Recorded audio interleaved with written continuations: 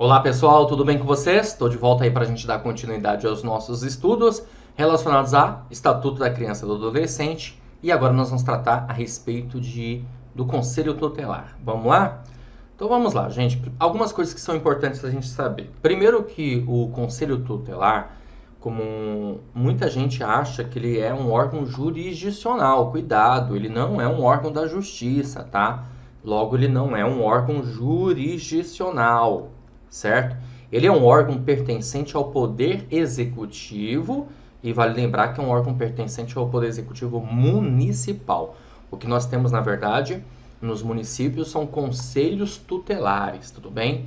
Claro que dependendo do tamanho da cidade, você vai ter mais de um conselho tutelar, que é o caso, por exemplo, de São Paulo, em que temos muitos conselhos tutelares, na verdade, dentro de uma circunscrição, né, de uma região ali atuando, tudo bem? Então, bom, vamos lá. Órgão não jurisdicional, órgão do Poder Executivo Municipal, é um órgão permanente, certo? Então é um órgão perene e passa a ser um órgão também autônomo. Qual a finalidade do Conselho Tutelar? É zelar pelo cumprimento dos direitos das crianças e adolescentes. Essa é a grande finalidade, ou seja, passa a ser o objetivo, né, do Conselho Tutelar. Tudo bem? O Conselho Tutelar terá o quê? Conselheiros. Esses conselheiros, eles são eleitos para mandatos de 4 anos e para cada conselho tutelar nós temos aí 5 membros fazendo parte do Conselho Tutelar. Existem alguns requisitos necessários para que as pessoas possam, né, fazer parte do Conselho Tutelar. Então, os conselheiros precisam ter idoneidade moral, ou seja, né, reputação ilibada para fazer parte do Conselho Tutelar. Tem que ser maior de 21 anos e tem que residir no município, já que o Conselho Tutelar, como eu falei para vocês, é um órgão do Poder Executivo, ok? Continuando, nós temos alguns direitos dos conselheiros. Por exemplo, o conselheiro, ele, a partir do momento, né, ele ganha lá a eleição, é feita uma eleição, tá?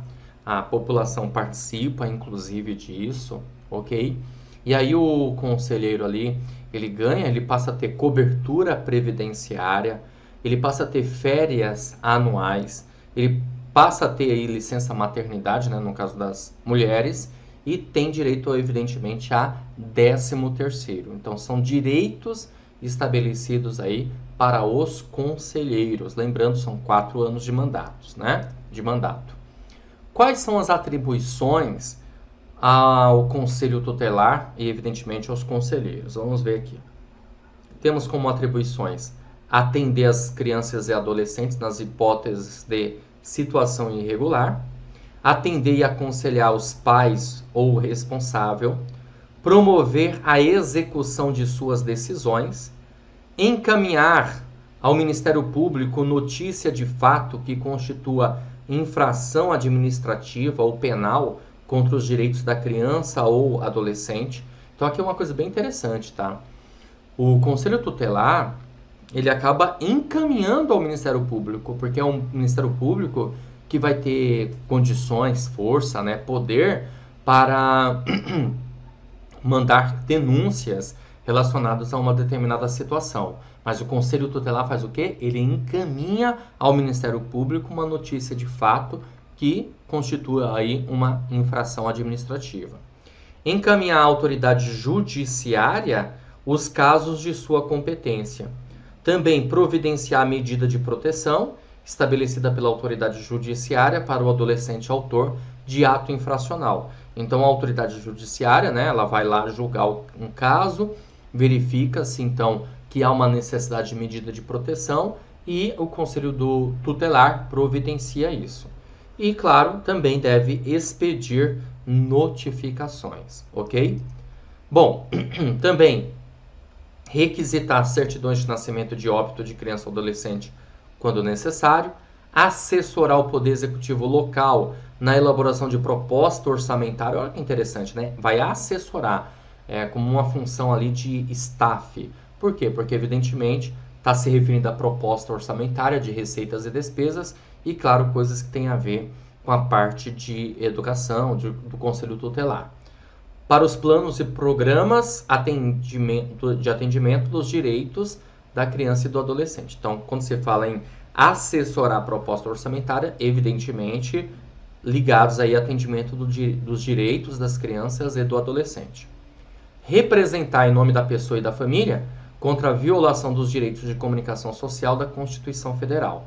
E representar ao Ministério Público para efeito das ações de perda ou suspensão de poder familiar, após esgotadas as possibilidades de manutenção da criança ou do adolescente, a família natural, junto à família natural.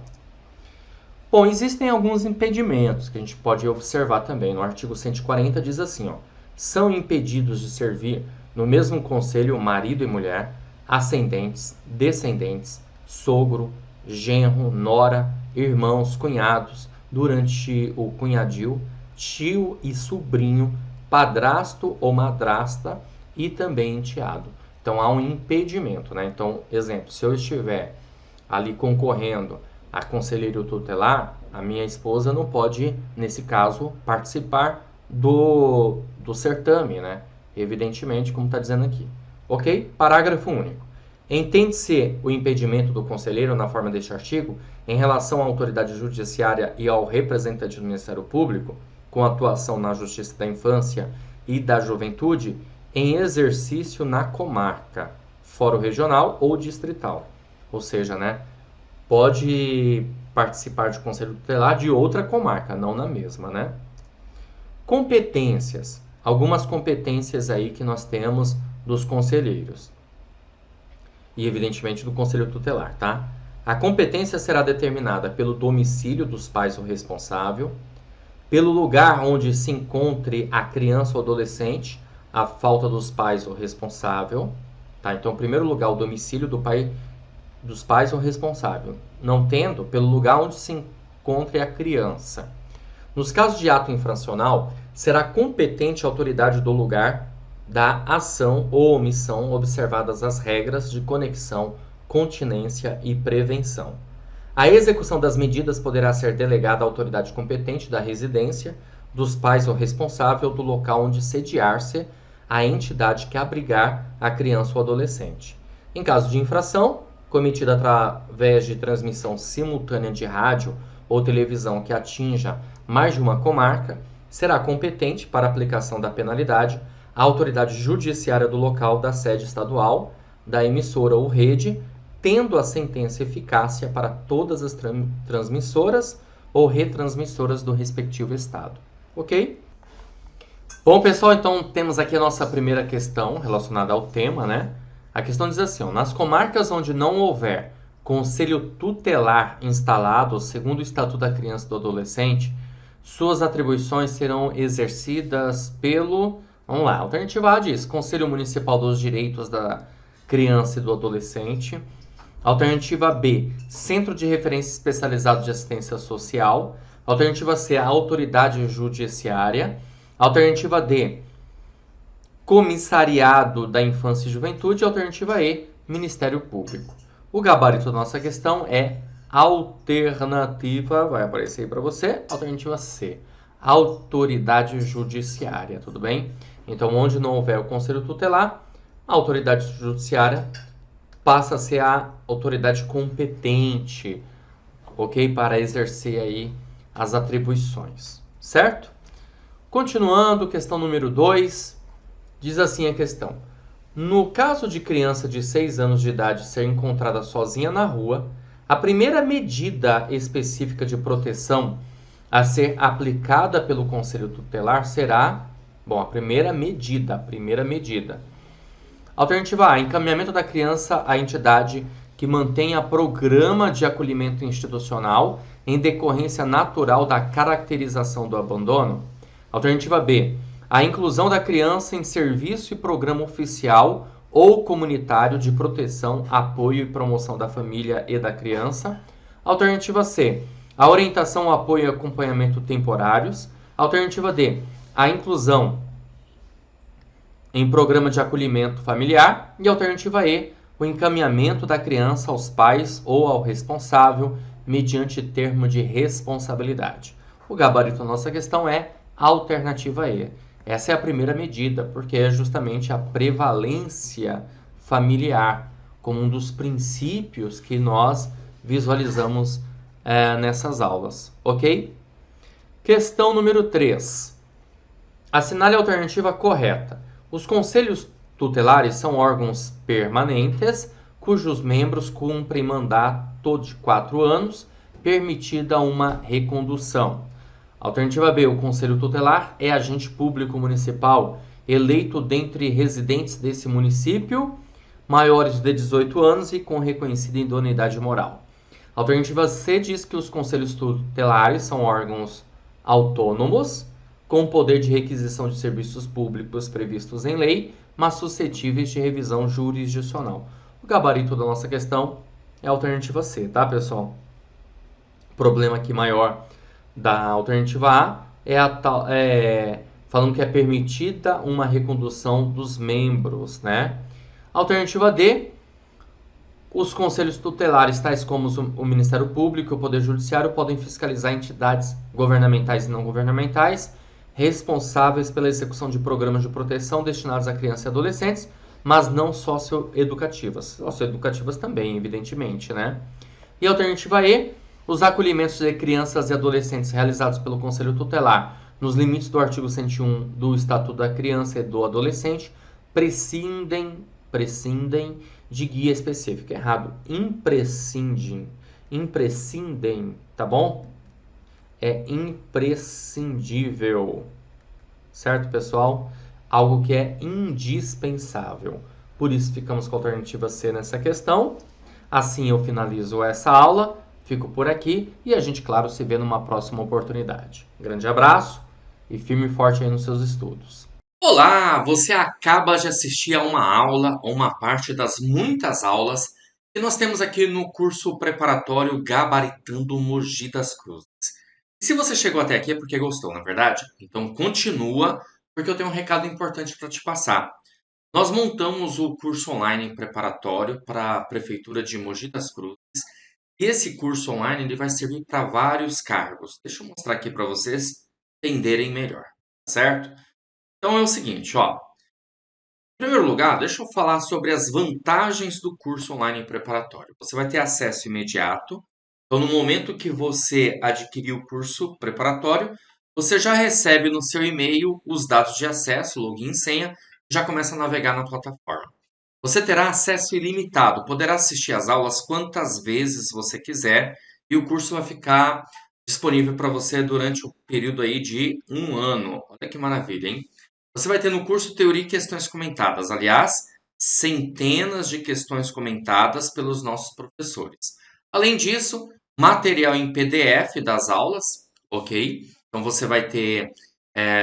Nós transformamos os slides dos professores em material em PDF para servir como um material ali de complemento, apoio.